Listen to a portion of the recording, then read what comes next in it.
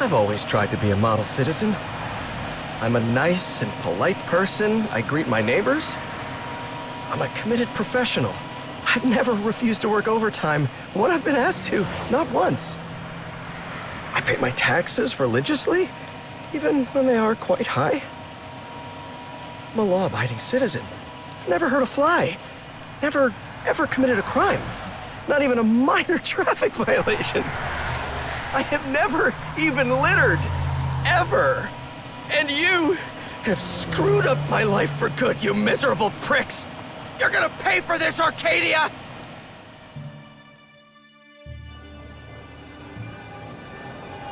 Generally, when working behind the scenes in television, you're supposed to be quiet on set and try your best not to make your presence known.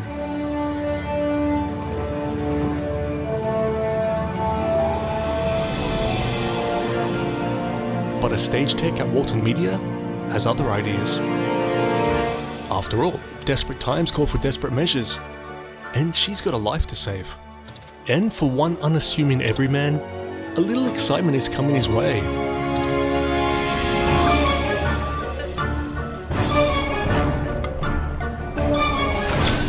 Yeah, in your face! Let me out of here! Let me out!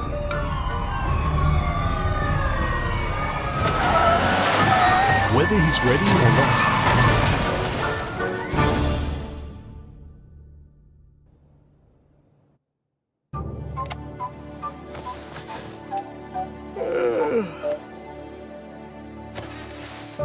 American Arcadia begins with a montage, establishing a typical day in the life of Trevor. Good morning, Mr. Bernstein. Good morning, Trevor.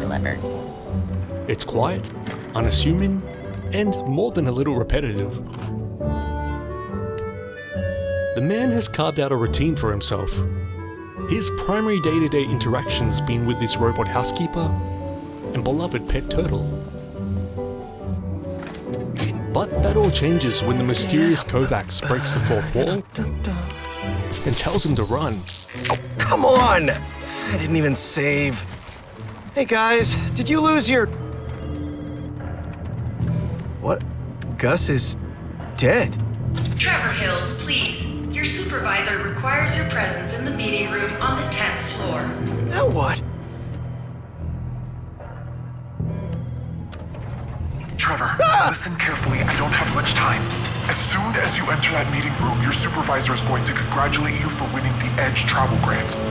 What? Who is this? Just listen. 3 travel agents will be there with you to arrange all the paperwork. If you leave with them, you won't ever be seen again. What? Wait a second. I didn't even apply for the travel grant. Neither did Gus. Follow my instructions when you exit the elevator. It's your only chance to survive. What? Wait! What on earth was that? Here, on the intercom. Look at them. Do those guys look like travel agents to you? Take the elevator at the end of the hallway and go straight to the 20th floor. Whatever happens, do not stop until you get there. Oh, hey, Trevor, come here. Where are you going, Mr. I have good news for you. No, they've seen me. Trevor soon finds himself in the crosshairs of the intimidatingly named Interceptors. Down with this measure. Hey, you can't be here, mister.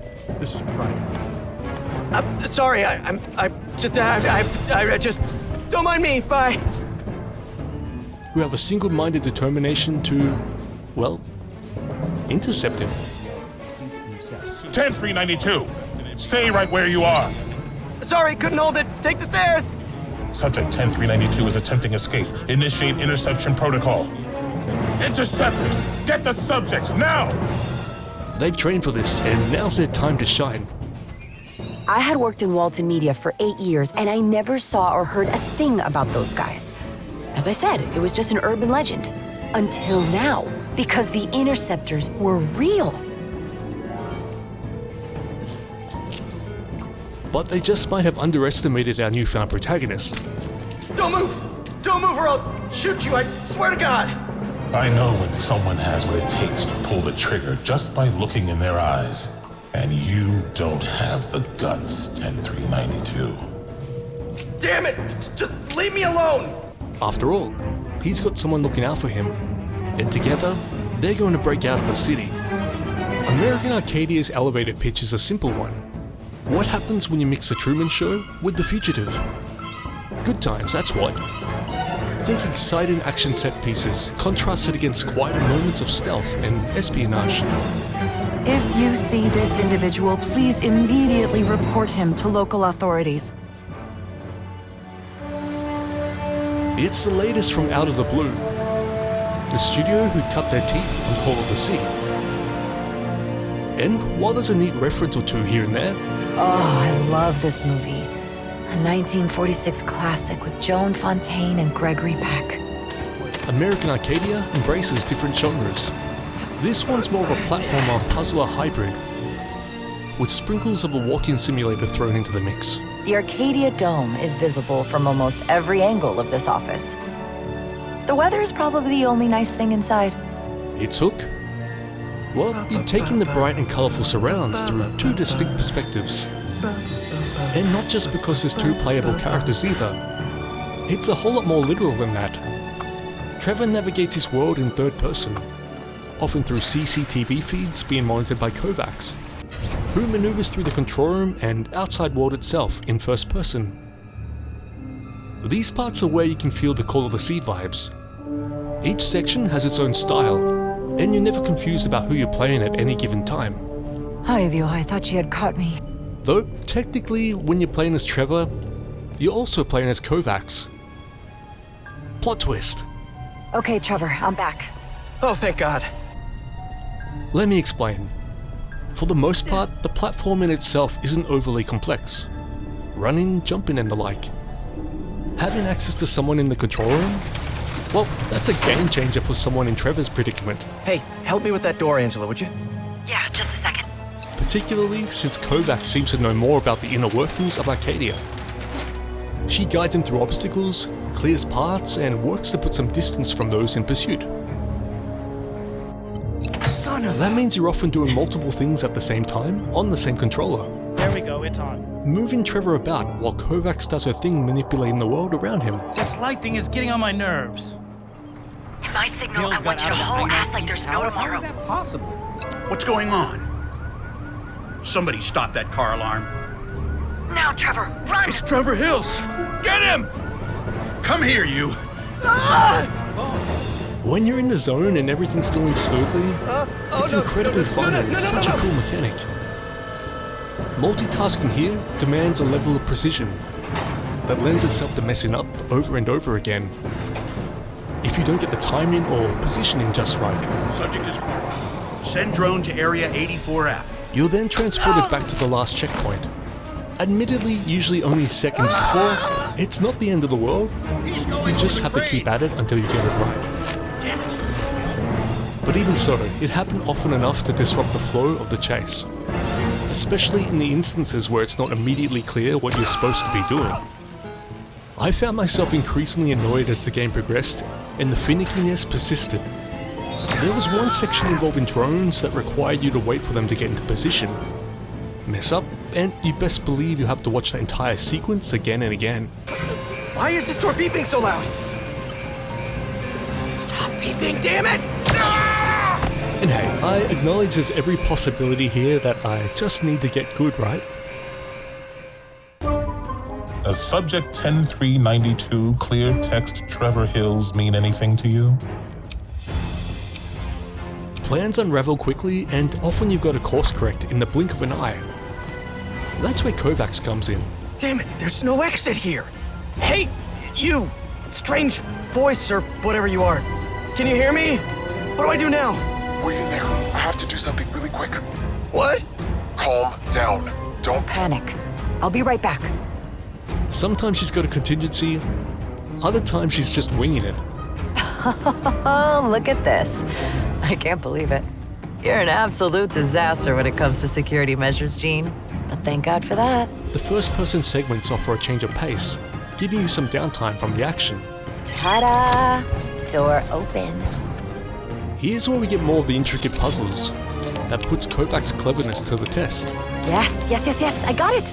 But it's never too long before Trevor's getting his cardio in again. Getting to know the characters better as they bond over their shared predicament is compelling stuff. That was a great idea, Trevor. That's what I call teamwork. Yeah, although I kind of feel guilty about that poor droid. A game like this works when the chemistry works, and these two have chemistry for days. He must take a leap of faith and put his trust in her, hoping that she's got his best interest in mind. Keep going, Trevor. You're doing great. Now listen, to get to the station, I need you to... Cross the monorail tracks, right? You were gonna say that much. I'm afraid so. Damn it. She proves herself more and more with every obstacle she helps you overcome. Precarious predicament after precarious predicament.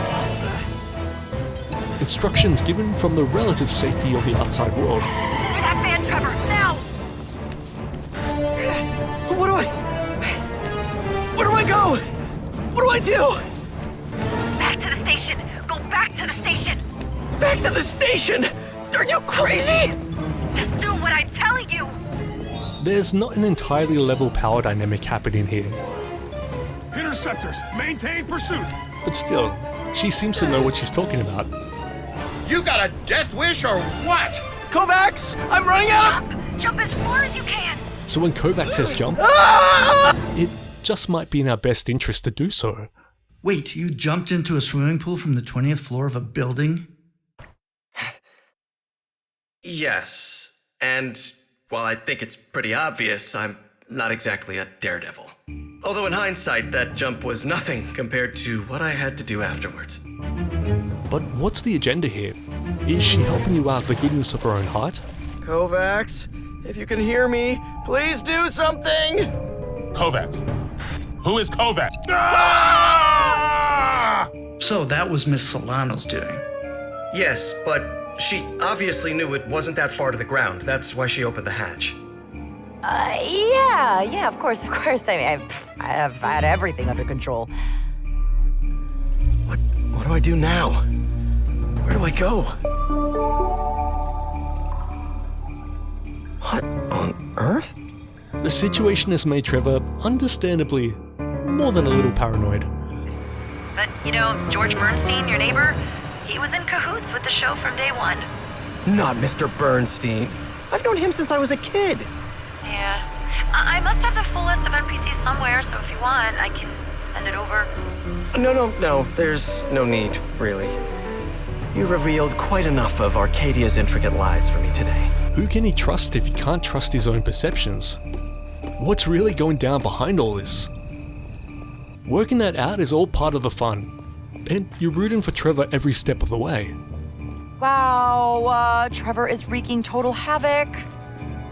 If I wasn't so worried about him, I have to admit I'd be enjoying this a lot. The city itself?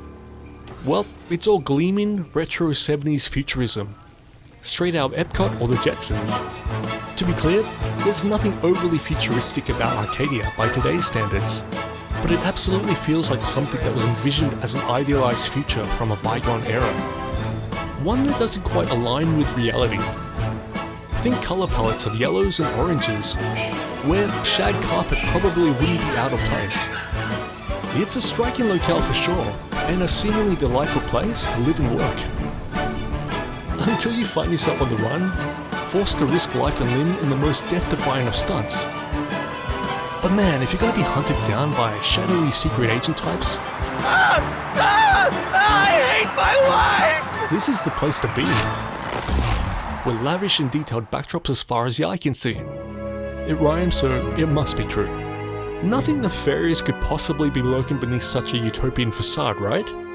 Yeah, I'm betting this ain't your first rodeo. Of course there's mystery and intrigue waiting to be unraveled. The further Trevor ventures into the world of American Arcadia, the more the illusion crumbles. Because the city's idealistic origins have taken a turn over the years. And peeling back the layers of the onion that is Arcadia through 2 points of view is neat. Wow! What is this, Mr. Walton? This, Comet, is our new project, Arcadia. Looks like a city from outer space. Not quite. Arcadia is indeed a city, but it would be built right here, in America. Huh? Pulling the strings behind the scenes is Walton Media. I won't elaborate too much on their motivations, because it's best to discover that yourself. But the company itself shares some not so subtle parallels with a real-world media conglomerate. I won't name names, but grounding everything with a real-world cultural touchstone is clever. I gotta tell you, friend, Arcadia really is a neat and highly original setting that I enjoyed exploring. Shit, interceptors. I'm telling you, he might look like he's 80, but this guy runs as if his life depended on it.